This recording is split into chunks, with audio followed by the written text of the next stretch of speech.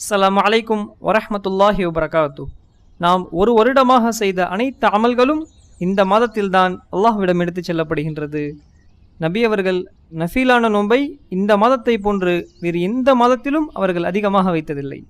அந்த மாதம்தான் ரமதானுடைய மாதத்திற்கு முன்னால் வரக்கூடிய ஷாபானுடைய மாதம். ஷாபானுடைய மாதம் வந்துவிட்டால் நபி அவர்கள் அதை எப்படி கழிப்பார்கள் என்று ஆயிஷா ரலியல்லாஹு அன்ஹா அவர்கள் கூறுகிறார்கள், ஃபஇன்னஹு கான யஸூமு ஷஅபான குல்லு. ஷாபான் மாதம் முழுக்க நபி அவர்கள் நோன்பிலேயே கழிப்பார்கள். நபி அவர்கள் ஏன் இந்த மாதத்திற்கு இவ்வளவு முக்கியத்துவம் கொடுத்தார்கள் என்றால், வஹுவ ஷஹ்ருன் துர்ஃபஉ ஃபீஹில் அமால். இந்த மாதத்தில்தான் நாம் ஒரு வருடமாக செய்த அனைத்து அமல்களும் அல்லாஹ்விடம் எடுத்துச் செல்லப்படுகின்றது. அல்லாஹு அக்பர். இந்த ஷாபான் மாதத்தை சாதாரணமாக நினைக்காமல் பொக்கிஷமாக நினைத்து அமல் செய்வதற்கு அல்லாஹ் நமக்கு உதவி செய்வானாக. ஆமீன் கூறுங்கள். அஸ்ஸலாமு அலைக்கும்.